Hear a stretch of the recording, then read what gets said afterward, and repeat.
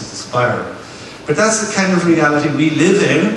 If we want to learn to manipulate it, we're going to have to get used to a lot of things, including stop labeling high energy states as spiritual and low energy states as physical, because they're not. There's only one continuum.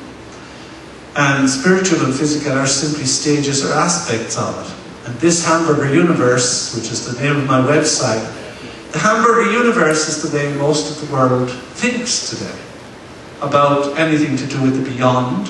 The God's up there keeping an account of everything you and I do, and the devil is down here waiting to punish us if the score God keeps isn't satisfactory. And it's amazing how many people still think in that way. Do you think that anyone who has still got this program in the superconscious mind, the hamburger universe mindset, do you think that they will ever be able to stand up there and stop a tidal wave? Do you think they'll ever be able to stand out there and create the rain to fall on their crops? Do you think they'll ever be able to heal themselves? No. And it doesn't matter if they're atheists or agnostics, because this paradigm is still in the superconscious, and the only way to rectify that is to take it out.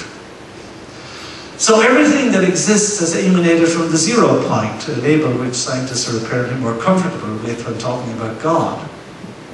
And nothing can exist at a lower level, down here, unless it has emanated down from a higher level. I often give the example of you hang a coat or a dress or a pants in a closet. 0 point is the rail you hang the hanger on. The bottom of the dress or the coat can't hang in mid-air without the intervening layers going back up to the rail. And so it is in the frequency of the electromagnetic spectrum. If we exist on this physical plane, we also have to exist on the intermediate planes in between then and now.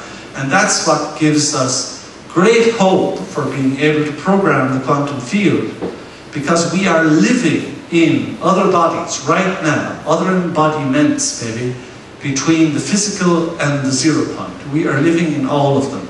That's why sometimes I was in Glastonbury last year speaking about orbs, among many other places, but there's a lady speaking there about orbs who has published an unknown quantity of books, 24 a year or something like that.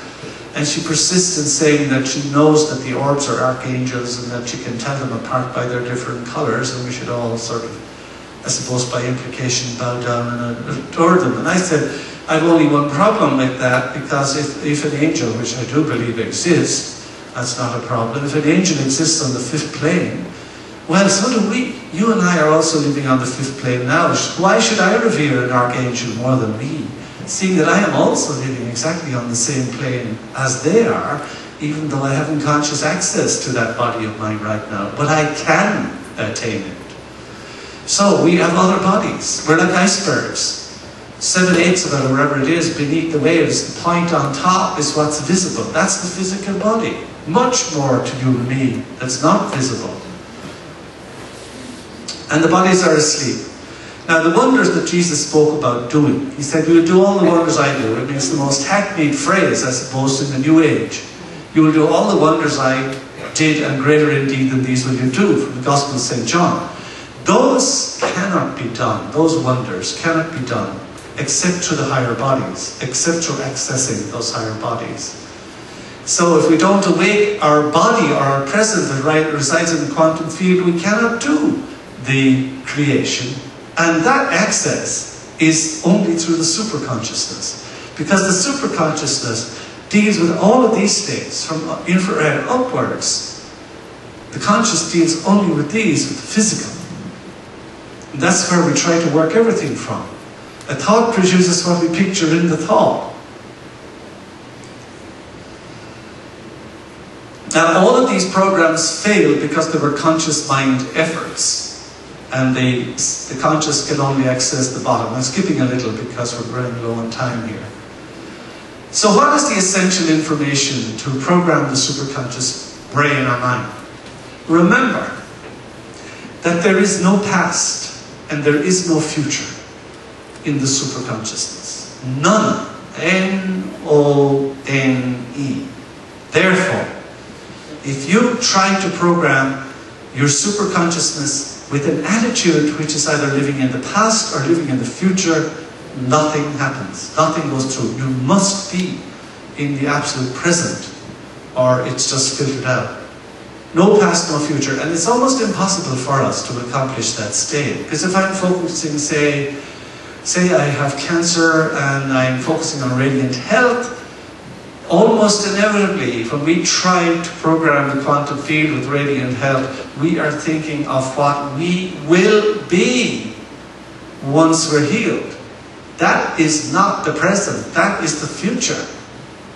Now Jesus gave a very bit of good advice on this. You know, someone said to me one time years ago, I liked the scientific bit you were talking about, but when you turned religious, I didn't like it as well. When will you ever realize that Jesus wasn't religious? It was all about what we would call nowadays quantum physics that he was talking about. It was turned into a religion.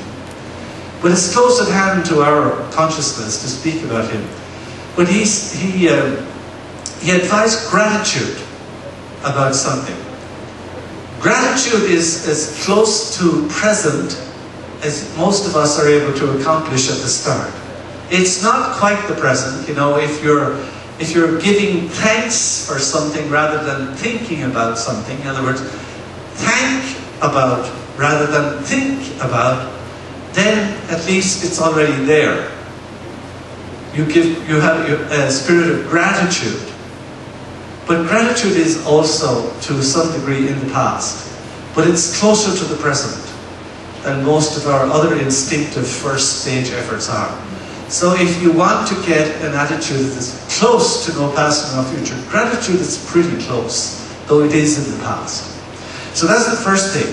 You cannot manifest except in a state of absolute presence and focus. It's impossible. What's imagined, number two, is as real as what's externally real for programming beliefs, the quantum field. In other words, I have to get myself into a state of mind, not writing checks, into a state of mind that's fabulously wealthy.